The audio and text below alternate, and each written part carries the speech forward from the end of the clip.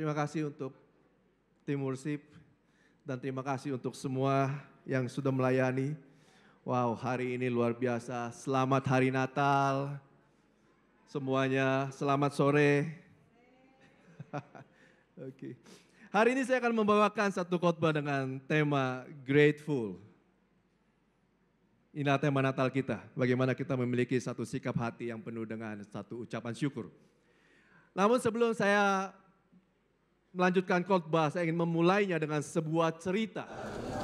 Ada satu cerita yang berasal dari satu desa yang ada di satu negara, yaitu Cina.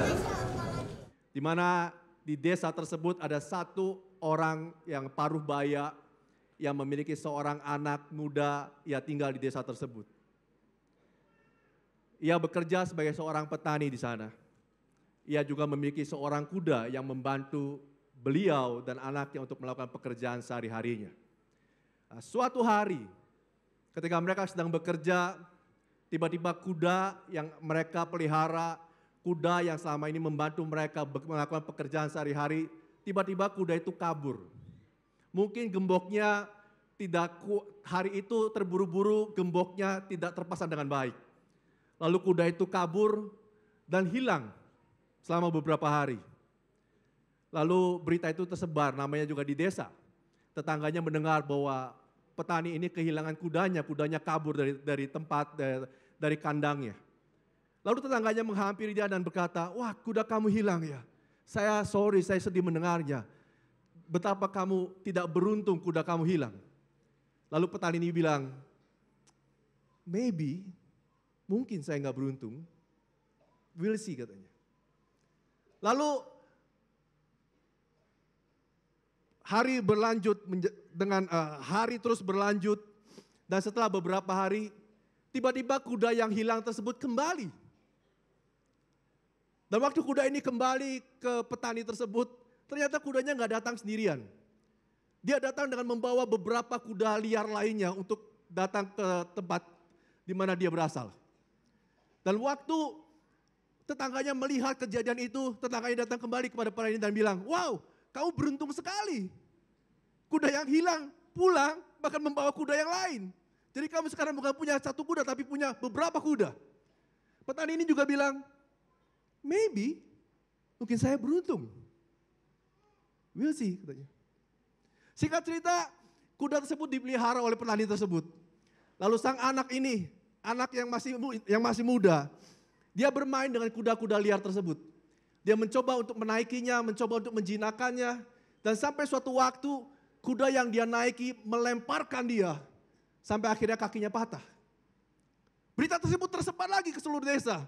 Dan tetangganya datang dan berkata pada dia, wow sial sekali kamu nasibnya. Ternyata kuda yang datang begitu banyak, ternyata membuat kaki anakmu patah. Lalu petani tersebut bilang, mungkin saya sial. Lalu singkat cerita, setelah beberapa minggu, datanglah tentara kerajaan dari negara Cina. Dia datang menghampiri desa demi desa untuk mengambil semua anak-anak muda. Direkrutnya untuk dijadikan tentara untuk kerajaan. Dan pada hari itu, anak muda ini tidak dibawa karena kakinya patah. Dan pada waktu tetangganya melihat semua bahwa anak-anaknya dibawa di tentara kerajaan. Dan dia melihat anak petani ini dan dia bilang, kamu beruntung sekali. Masih ada anak yang masih menemani kamu hari ini. Karena kaki anakmu patah. Dan petani ini bilang, we'll see, saya beruntung. Satu hal yang menarik ketika saya membaca cerita ini, yaitu perkataan mungkin saya sial, mungkin juga saya beruntung. Satu perkataan yang seolah-olah sepertinya apa yang terjadi oleh petani ini tidak bisa memprediksi apa yang sedang terjadi dalam hidup saya.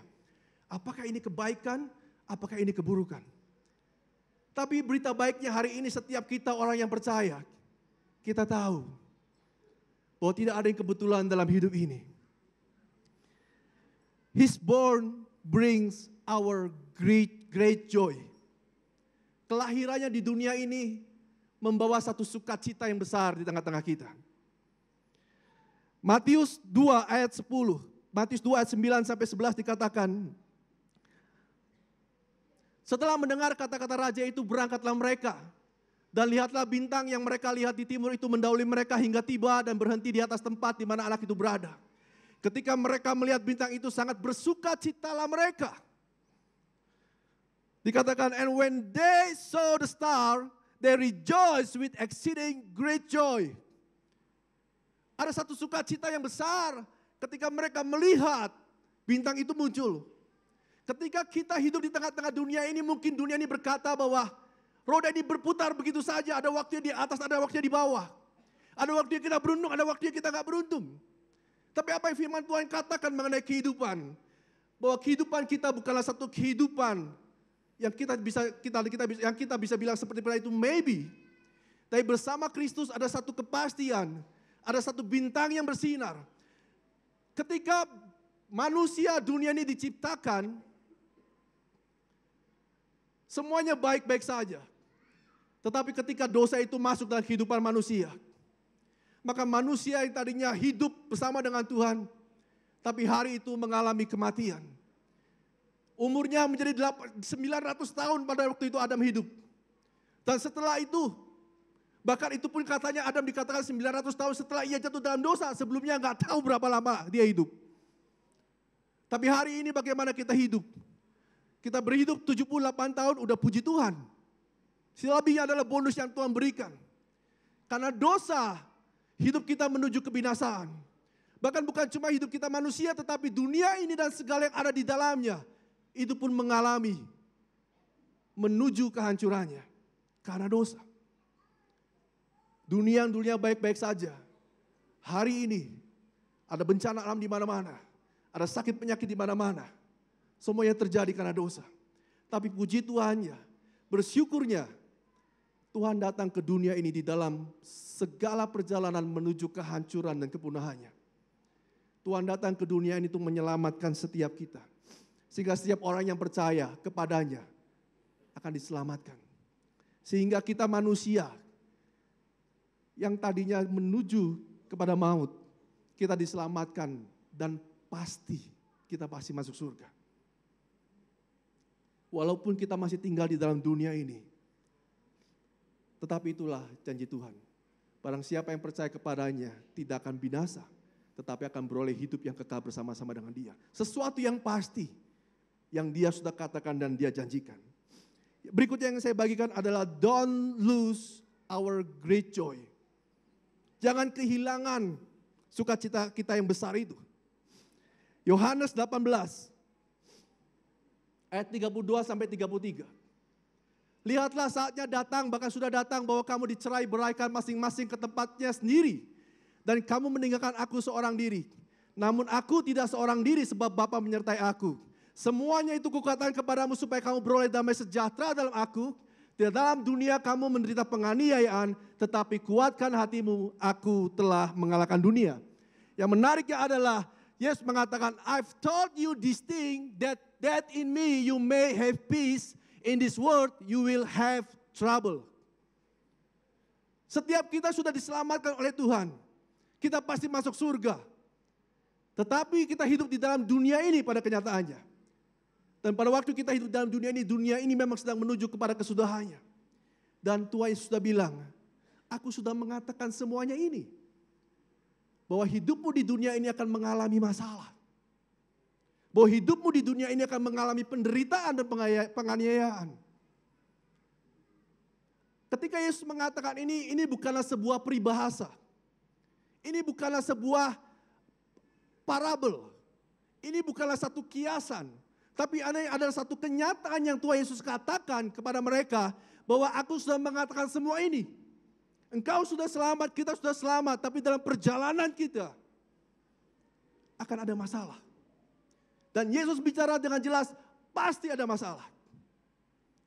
Dan Tuhan sudah mengatakannya terlebih dahulu. Slide berikutnya. Ketika Tuhan Yesus naik ke surga,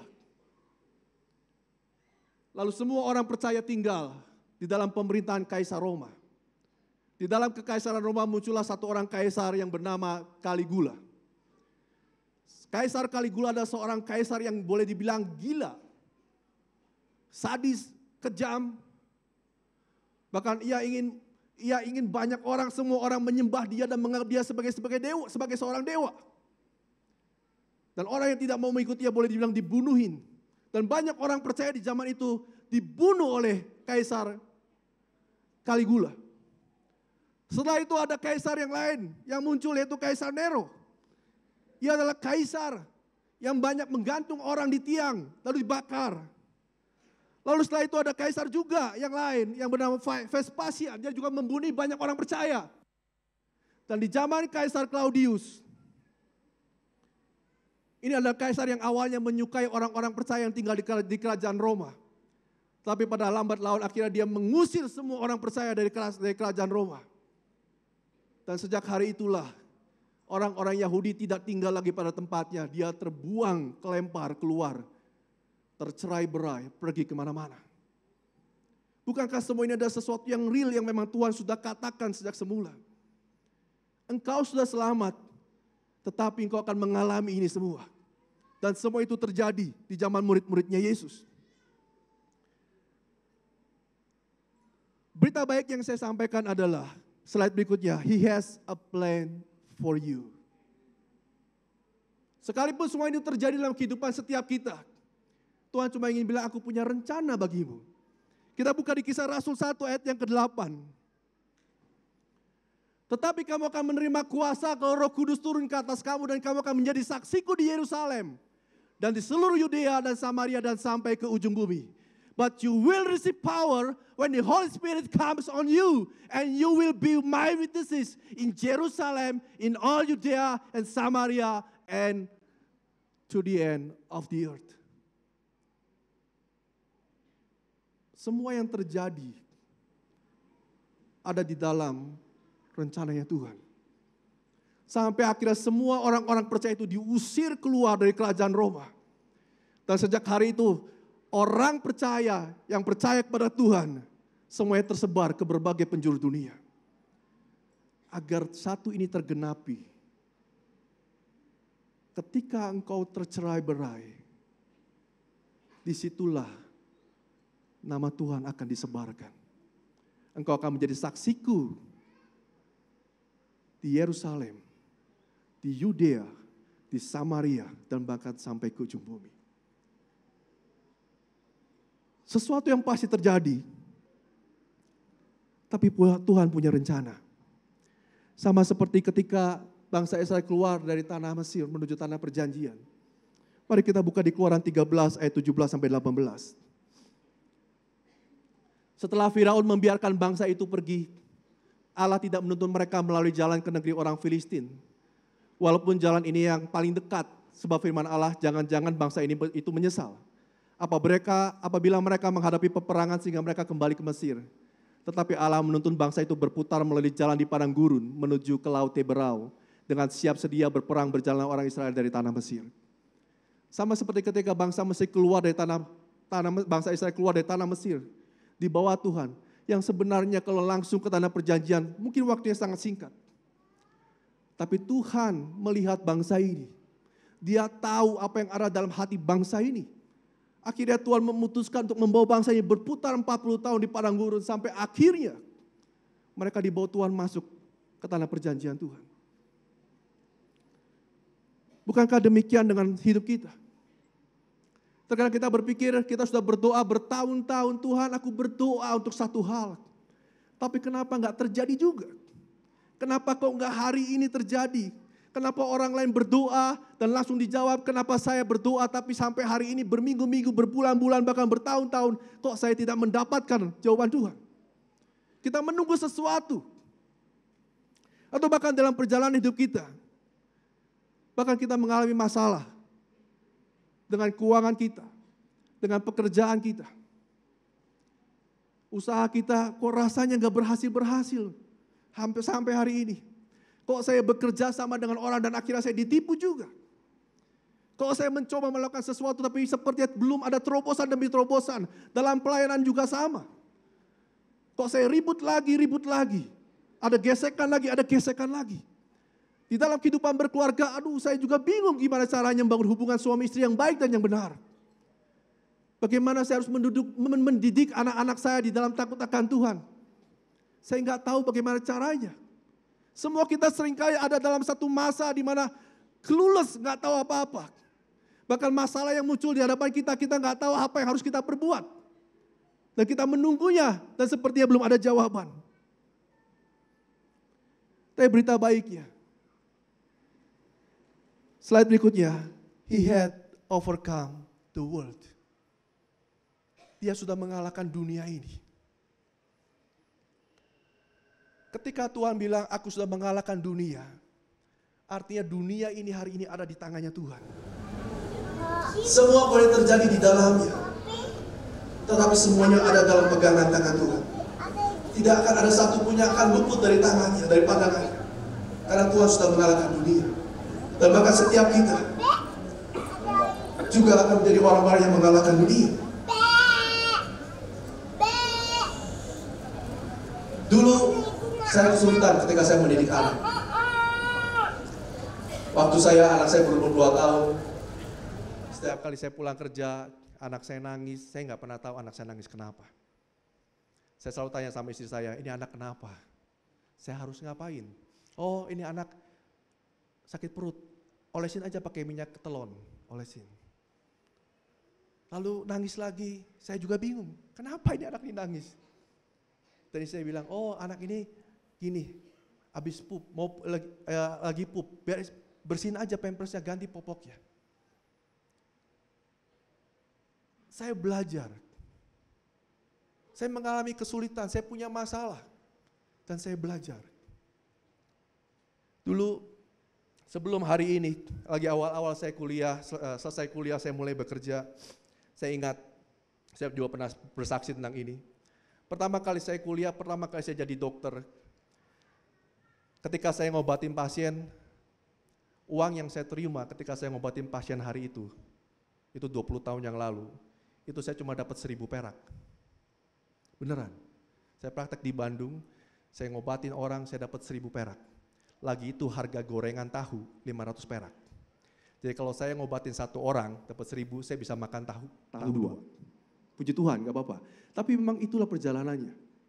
Dan hari itu saya mengalami di mana kesulitan secara ekonomi, saya nggak tahu apa yang harus saya lakukan dan apa yang saya harus kerjakan. Tetapi dalam perjalanannya Tuhan itu baik. Saya mungkin jarang cerita ini. Dulu saya sama istri saya, lagi awal-awal kerja, kami itu pernah jualan spray, saudara. Kami berdua ke Jalan Tamim, beli kain meteran, kita ke tukang jahit, kita bikin spray, kita bikin bed cover, lalu kita jualin. Sambil saya praktek, sambil istri saya ngajar. Berhasil, ya so-so lah. Setelah itu ada lagi saya mulai berusaha, kami berdua berusaha jual mainan edukasi anak yang berfungsi untuk motoriknya anak. Kami pergi berdua ke Taman Holis, ada supplier yang bisa bikin, kita ambil dan kita jual. Berhasil, ya so-so lah.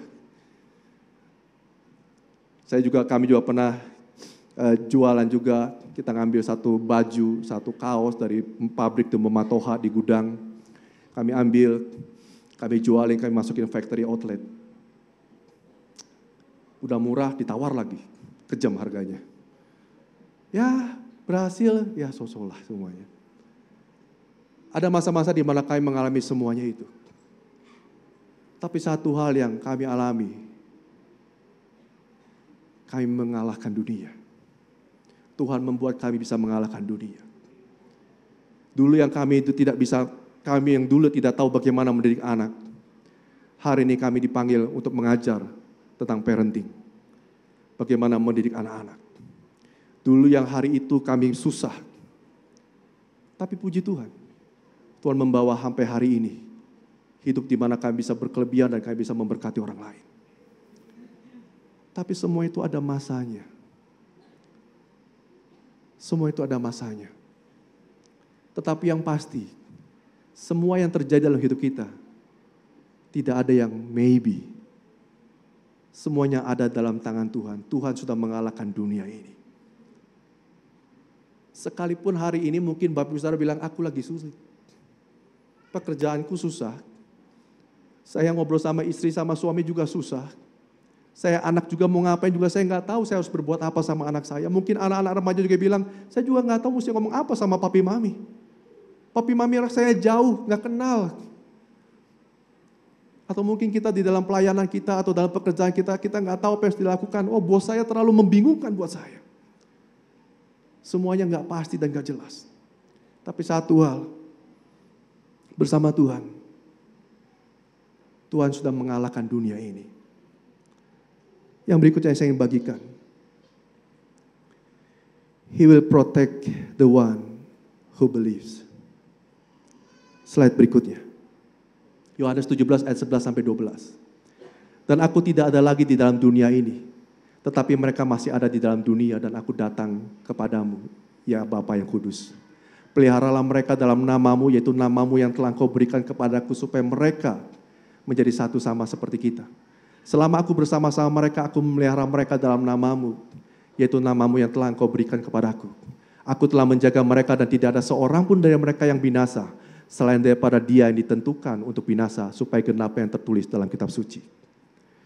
Pada waktu Tuhan Yesus masih ada di dunia, dia berdoa untuk setiap kita. Bapakku yang di surga, selama mereka hidup, selama aku ada bersama-sama mereka, aku telah menjagai mereka dengan namaku yang Kau berikan kepadaku sendiri. Dan ketika aku pergi nanti, jagailah mereka di dalam namaku yang telah Kau berikan kepada mereka. Artinya apa, saudara? Sekalipun di hari ini Tuhan telah naik ke surga, sekalipun Tuhan sudah mengatakan engkau akan mengalami banyak kendala, tapi Tuhan akan menjaga hidup setiap kita. Dengan namanya sendiri, Dia akan menjaga hidup setiap kita. Tidak akan ada satu orang pun yang terluput. Tidak ada satu orang pun yang akan hilang kalau memang tidak ditentukan hilang dari hadapannya. Mungkin saudara berkata, tapi Tuhan saya nggak sanggup. Terlalu besar tekanan yang aku alami hari ini. Terlalu besar yang aku sedang hadapi hari ini. Slide berikutnya. Mungkin saudara berkata, I can't. Saya tidak bisa, Tuhan. Saya sama sekali tidak bisa. Slide terakhir. Ya, memang kita tidak bisa kalau kita melakukannya seorang diri. Tetapi apa yang telah Yesus lakukan? Dia telah memikul salibnya. Dan hari ini kita bisa bilang, I can. Saya bisa sama Tuhan. Saya bisa.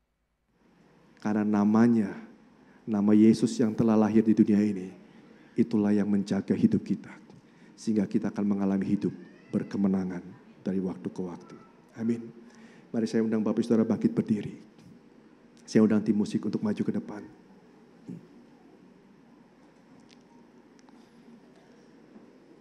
Mari kita pejamkan mata kita.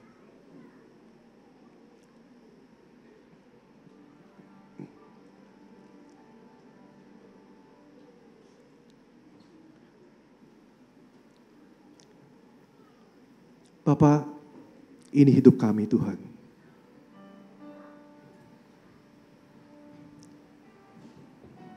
Biarlah dengan mata rohani kami memandang Engkau hari ini Tuhan.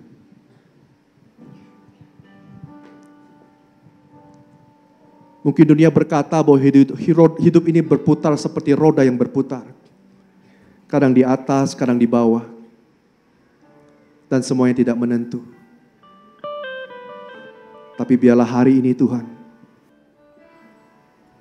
kami bisa memiliki satu keyakinan dalam hidup kami. Bahwa tidak ada yang kebetulan yang terjadi dalam hidup kami. Semuanya adalah satu kepastian. Bahkan Engkau sudah mengatakannya sejak semula. Tapi Engkau tidak pernah meninggalkan kami sendiri. Engkau menjaga hidup kami dengan jaminan nama-Mu sendiri Tuhan.